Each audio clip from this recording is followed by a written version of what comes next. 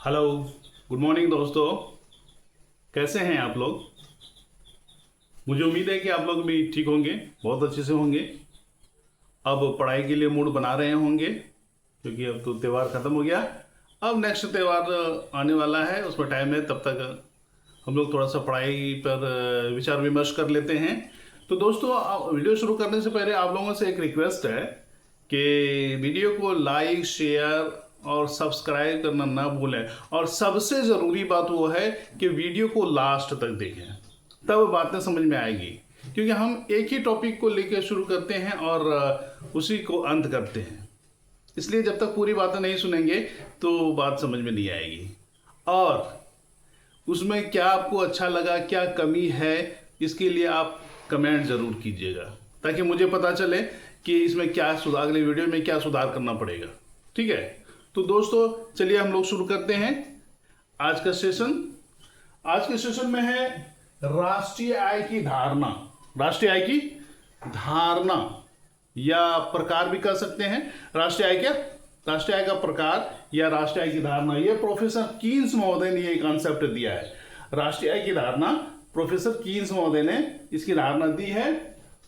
तो सबसे पहले हम लोग देखें कि राष्ट्रीय आय की धारणा में तीन प्रकार है। तीन प्रकार के हैं। कितने प्रकार के हैं? राष्ट्रीय आय की धारणा या राष्ट्रीय आय के प्रकार तीन प्रकार के हैं। एक है सकल घरेलू उत्पाद। क्या है? सकल घरेलू उत्पाद। सकल मतलब ये चेहरा नहीं, सकल मतलब टोटल। अर्थशास्त्र का कुछ टर्म अलग होता है, वो तो आप लोग जानते ही हैं। अर्थशास्त्र पढ़ रहे हैं तो उसके बारे में जानते हैं कि अर्थशास्त्र का एक अपना अलग टर्म होता है, अपना वर्ड होता है जो कि और विषय के वर्ड से बिल्कुल भिन्न होता है। तो शकल का मतलब चेहरा नहीं कि हमारा चेहरा बहुत खूबसूरत है, ऐसा नहीं। सकल मतलब टोटल। कितना? सकल मतलब टोटल, कुल। तो यही कह रहा है सकल घरेलू उत्पाद यानी ग्रॉस डोमेस्टिक प्रोडक्ट। यहां देखिए, यहां पे टोटल भी इस्तेमाल नहीं किया है, यहां पे ग्रॉस किया है। ये भी एक इकोनॉमिक्स का टर्म है। ठीक है, ग्रॉस डोमेस्टिक प्रोडक्ट जिसको जीडीपी कहा जाता है। दूसरा है सकल राष्ट्रीय उत्पाद, gross domestic, gross national product, GNP. और तीसरा है शुद्ध राष्ट्रीय उत्पाद। क्या है? शुद्ध राष्ट्रीय उत्पाद, जिसको नेट नेशनल प्रोडक्ट कहते हैं और शॉर्ट में इसको कहते हैं एनएनपी। क्या कहते हैं? एनएनपी। तो राष्ट्रीय आय की धारणा क्या होती है, पहले एक बार हम लोग राष्ट्रीय आय के बारे में जान लेते हैं। राष्ट्रीय आय के कहते कि इसको है प्रोफेसर कीन्स महोदय ने। जैसे जनरली में राष्ट्रीय आय की परिभाषा है किसी देश में एक वर्ष की अवधि में उत्पादित सभी वस्तुओं एवं सेवाओं के मौद्रिक मूल्य के योग को राष्ट्रीय आय कहते हैं। यानी कि अंतिम मूल्य। कौन सा मूल्य? अंतिम मूल्य को राष्ट्रीय आय कहते हैं। ठीक है, तो लेकिन कीन्स महोदय ने इसको थोड़ा सा अलग टर्म दिया है। उन्होंने कहा है कि राष्ट्रीय आय को उपभोक्ता वस्तुओं तथा निवेश वस्तुओं पर किए गए कुल व्यय के योग के रूप में व्यक्त किया जाता है। क्या हुआ? राष्ट्रीय आय को उपभोक्ता वस्तुओं तथा निवेश वस्तुओं पर किए गए कुल व्यय के योग के रूप में व्यक्त किया जाता है। Professor Keynes. प्रोफेसर कीन्स महोदय ये अर्थशास्त्र के बहुत बड़े प्रोफेसर हैं, बहुत बड़े अर्थशास्त्री कहा जाए, उन्होंने ये कहा है। तो दोस्तों इस पर हम लोग चर्चा बाद में करेंगे। पहले हम लोग ये देख लेते हैं सकल घरेलू उत्पाद। सकल घरेलू उत्पाद किसको कहते हैं? जीडीपी किसको कहते हैं? ग्रॉस डोमेस्टिक प्रोडक्ट किसको कहते हैं? किसी अर्थव्यवस्था में एक वर्ष में उत्पादित सभी वस्तुओं और सेवाओं के अंतिम मूल्य को, वस्तुओं और सेवाओं के अंतिम मूल्य के योग को सकल घरेलू उत्पाद कहते हैं। इसको आसान भाषा में समझते हैं। आसान भाषा में यह है कि हमारे देश के अंदर जितनी भी वस्तुओं और सेवाओं का उत्पादन हुआ है, क्या हुआ है? वस्तुओं एवं सेवाओं का उत्पादन हुआ है, उसे हम जीडीपी कहते हैं। यानी सरकार को एक वर्ष में अपने देश के अंदर से जितने भी प्रकार की आय की प्राप्ति होती है, एकदम और आसान शब्दों में समझते हैं कि सरकार को एक वर्ष में अपने देश के अंदर से जितनी भी प्रकार की आय की प्राप्ति होती है, वही सकल घरेलू उत्पाद या जीडीपी कहलाता है। क्या कहलाता है? सकल घरेलू उत्पाद या जीडीपी कहलाता है। अब इसमें और देखना है कि कुछ हमारे देश के कुछ लोग विदेशों में रहते हैं। कहाँ रहते हैं? विदेशों में रहते हैं। तो वो जो कमाता है वो भी हमारे सकल घरेलू उत्पाद में शामिल होगा, क्योंकि आदमी तो हमारे देश का है ना। तो चाहे अपने देश में कमाए या विदेशों में कमाए, आमदनी तो हर हाल में इंडिया को आना है, भारत को आना है। इसलिए जो लोग विदेशों में रहते हैं हमारे देश के लोग, और विदेशों में जो भी कमाते हैं वो भी इसमें शामिल करेंगे, जिसको हम लोग कहते हैं कि विदेशी आय भी शामिल होता है। यानी कि अपने देश में जितने सभी स्रोतों से सरकार जो कि आय की प्राप्ति होती है, और विदेशों से जो विदेशी आय जो प्राप्त होता है। कौन विदेशी आय? वही जो हमारे देश के लोग बाहर रहते हैं और वहां से पैसा कमाते हैं, चाहे वो बिजनेस करता हो या नौकरी करता हो। तो इस तरह से जो विदेशी आय प्राप्त होता है उसी को हम लोग दोनों को मिला के, अपने देश के अंदर का आमदनी और विदेशी आमदनी दोनों को मिला देते हैं, तो बन जाता है सकल घरेलू उत्पाद, ग्रॉस डोमेस्टिक प्रोडक्ट, जिसको हम लोग शॉर्ट में कहते हैं जीडीपी। ये शॉर्ट फॉर्म में भी याद रखना है, ये भी कभी कभी एग्जाम में पूछ देता है कि जीडीपी के फुल फॉर्म क्या है। अब हम आगे देखते हैं सकल राष्ट्रीय उत्पाद, यानी कि टोटल राष्ट्रीय उत्पाद, ग्रॉस नेशनल प्रोडक्ट। क्या होता है? ग्रॉस नेशनल प्रोडक्ट, जिसको जीएनपी कहते हैं। ये क्या होता है? ये अपने देश यानी कि जीडीपी प्लस विदेशों से जो आय प्राप्त होती है, जैसे कि कस्टम ड्यूटी। हाँ, कोई विदेशी कंपनी का प्रोडक्ट हमारे देश में आता है तो उसमें ये सीमा शुल्क लगता है, जिसको हम लोग कस्टम ड्यूटी कहते हैं। वो सीमा शुल्क भी इस राष्ट्रीय आय में शामिल किया जाता है। यानी कि जीडीपी ये जो है, ये जीडीपी प्लस कस्टम ड्यूटी, यानी सीमा शुल्क,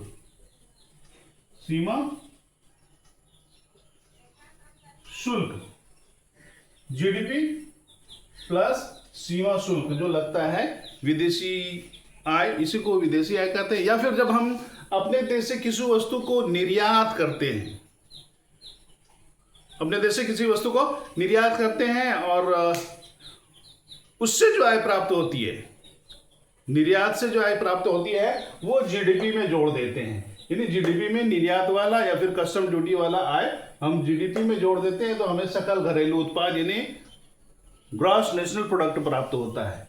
बात समझ में आई? यानी कि अपने देश यानी जीडीपी प्लस विदेशों से जो हमारे देश में व्यापार करने आता है तो वो कस्टम ड्यूटी, फिर हम जब किसी वस्तु का निर्यात करते हैं उससे जो विदेशी आय की प्राप्ति होती है वो जीडीपी में जोड़ देते हैं, तो उस बन जाता है सकल राष्ट्रीय उत्पाद यानी ग्रॉस नेशनल प्रोडक्ट। क्या बन जाता है? Gross national product. ठीक है। उसके बाद अब हम लोग देखते हैं इसका तीसरा प्रकार, तीसरी अवधारणा या तीसरा रूप, तो यह है शुद्ध राष्ट्रीय उत्पाद, नेट नेशनल प्रोडक्ट। क्या है? शुद्ध राष्ट्रीय उत्पाद, नेट नेशनल प्रोडक्ट। यानी कि यहां शब्द तो हिंदी में शुद्ध है, लेकिन इसका अंग्रेजी है नेट। मतलब यहां शुद्ध है तो यहां लिखाना चाहिए प्योर, शुद्ध का अंग्रेजी प्योर होता है, लेकिन नहीं, ये भी एक इकोनॉमिक्स का टर्म है, इसको कहते हैं नेट नेशनल प्रोडक्ट, जिसको शॉर्ट में एनएनपी कहते हैं। शुद्ध राष्ट्रीय आय किसको कहते हैं? अब देख लीजिए, ये जीडीपी प्लस सीमा शुल्क और निर्यात से जो विदेशी आय प्राप्त होता है वो दोनों को मिला दिए तो बन गया है सकल राष्ट्रीय उत्पाद, जीएनपी। अब जीएनपी में कुछ जो भी खर्चा काट देते हैं, यानी कि इनकम टैक्स को कलेक्ट करने के लिए तो आदमी रखना पड़ता है, उसको सैलरी देना होता है, उसके लिए ऑफिस होता है, उसका बिल्डिंग होता है, बिजली खर्च होता है, फिर कंप्यूटर का और भी बहुत सारी चीज़ें हैं, उसका स्टेशनरीज है, वो खर्च होता है। तो उन सारी चीज़ों को खर्चा को काट कर जो आय बचता है, जो पैसा बचता है, उसी को कहते हैं नेट नेशनल प्रोडक्ट, शुद्ध राष्ट्रीय उत्पाद। जैसे हम लोग समझते हैं एक एग्जांपल से कि हमने 1 बीघा खेती की, 1 बीघा खेती की और उसमें हमको ये रोपाई में, जुताई में, सिंचाई में, खाद वगैरह में, कटनी में, गहाई में टोटल मिला के 5,000 रुपया खर्च होता है।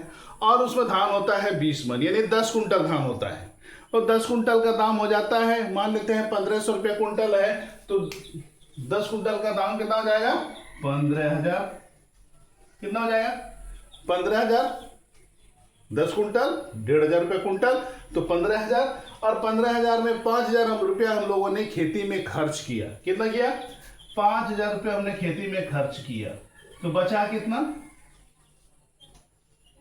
10,000। तो ये जो 10,000 बचा, यही है शुद्ध राष्ट्रीय उत्पाद, यानी मुनाफा। हमें खेती करने से खेतों में कितना मुनाफा हुआ? 15,000 में से 5,000 खर्चा काट दिया, बचा 10,000, तो वो 10,000 हो गया शुद्ध आय। इसी को कहते हैं शुद्ध राष्ट्रीय उत्पाद। जब हम राष्ट्रीय स्तर पर आमदनी की बात करते हैं तो सकल राष्ट्रीय उत्पाद में, यानी ग्रॉस नेशनल प्रोडक्ट में जो भी खर्चा वर्चा आता है, उस खर्चा को काट देने के बाद जो शेष बच जाता है, उसी को हम नेट नेशनल प्रोडक्ट कहते हैं। क्या कहते हैं? नेट नेशनल प्रोडक्ट कहते हैं, शुद्ध राष्ट्रीय उत्पाद कहते हैं। मुझे उम्मीद है कि ये बात समझ में आ गई होगी। ठीक है, अब राष्ट्रीय आय का फॉर्मूला भी होता है। राष्ट्रीय आय को निकालने का एक फॉर्मूला होता है, और वो फॉर्मूला है y = c + i।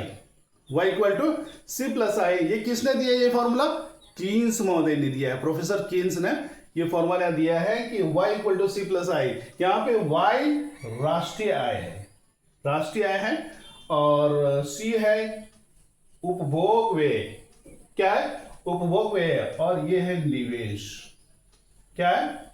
निवेश है, यानी उपभोग प्लस निवेश, यानी जितनी हमारी आमदनी हुई उसमें से हम जो खा पी के बचाए, खाने पीने के बाद हमारी खाने पीने की जो आवश्यकताएं हैं, उसके बाद जो पैसा बचता है हम किसी चीज में निवेश कर देते हैं। निवेश का मतलब क्या होता है? निवेश का मतलब होता है कि हम किसी चीज में अगर पैसा लगाए तो उसका हमें रिटर्निंग भी आएगा। किसी चीज में पैसा लगाए तो वो उसका हमें मुनाफा समेत रिटर्निंग भी आने वाला है। इसी को कहते हैं निवेश। ठीक है, तो निवेश पर आगे हम लोग एक वीडियो बनाएंगे, स्पेशल निवेश पर, जिस पर हम लोग बेहतर से बेहतर ढंग से चर्चा करने की कोशिश करेंगे। तो यहाँ राष्ट्रीय आय बराबर, राष्ट्रीय आय किसको कहते हैं कि टोटल आमदनी में से जो खर्चा किए, खाने पीने के ऊपर, अपनी आवश्यकताओं के ऊपर खर्च किए, उसके बाद जो पैसा बच गया उसको हम किसी उत्पादक वस्तु में लगा दिए। निवेश का मतलब यही होता है, उत्पादक वस्तु। निवेश का मतलब उत्पादक वस्तु में लगा दिए, जैसे कोई फैक्ट्री में डाल दिए, कोई गाड़ी खरीद ली जिससे हमें रोज 2 रुपया आमदनी होगी, तो उसको कहते हैं निवेश। या कि कोई बच्चा बीमार, हमारे घर में कोई बीमार पड़ गया तो उसके इलाज में हमने पैसे लगाए, तो वो कहते हैं निवेश। हम लोग उसको खर्च नहीं कहते हैं, उसको निवेश कहते हैं, क्योंकि उस पैसे के बदले, मान लेते हैं 50,000 रुपया खर्चा हुआ इलाज में, और फिर वो आदमी स्वस्थ हो गया, तो समझिए कि उसका रिटर्निंग मिल गया। मिला कि नहीं? हमने जो 50,000 लगाया उसके बदले में हमें स्वस्थ व्यक्ति मिला, रिटर्निंग मिल गया। इसी को निवेश कहते हैं। हम खाने पीने के ऊपर खर्च करते हैं ताकि हमें एनर्जी मिलती रहे और हम अपना काम सुचारू रूप से, सुचारू ढंग से करते रहें, ये निवेश है।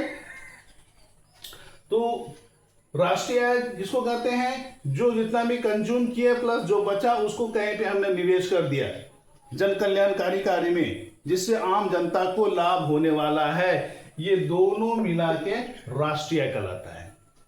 उपभोग व्यय plus investment, consumption expenditure plus investment expenditure, ये दोनों को जब जोड़ते हैं तब राष्ट्रीय आय प्राप्त होता है। ये राष्ट्रीय आय का सूत्र है। अगर कोई पूछे कि व्हाट इज नेशनल इनकम, तो आप y = c + i इतना लिख दीजिए। लेकिन ये y क्या है, c क्या इंडिकेट करता है, i क्या इंडिकेट करता है, ये आपको दर्शाना पड़ेगा। y = राष्ट्रीय आय, c = उपभोग व्यय, और i = विनियोग या निवेश। मीनिंग हो गया निवेश, ये दर्शाता है। इतना लिखना पड़ेगा तब ना समझ में आएगी बात कि असल ये है क्या, इसका मीनिंग क्या है। क्योंकि वो हम ना समझ रहे हैं कि इन राष्ट्रीय आय को वाई माना है, लेकिन जो पढ़ने वाला है उसको क्या पता वाई मतलब क्या माने हैं। वाई का मतलब येलो भी मान सकते हैं, वाई का मतलब याक भी मान सकते हैं, है कि नहीं। तो इस तरह से हम लोगों ने देखा कि राष्ट्रीय आय की धारणा या प्रकार सकल राष्ट्रीय उत्पाद, सकल घरेलू उत्पाद, सकल राष्ट्रीय उत्पाद और कुल या शुद्ध राष्ट्रीय उत्पाद। अगर इसमें कहीं कोई दिक्कत है तो कमेंट करके बताइएगा, वीडियो अच्छा लगे तो कमेंट करके बताइएगा। इसी के साथ आज का सेशन समाप्त होता है। जय हिंद।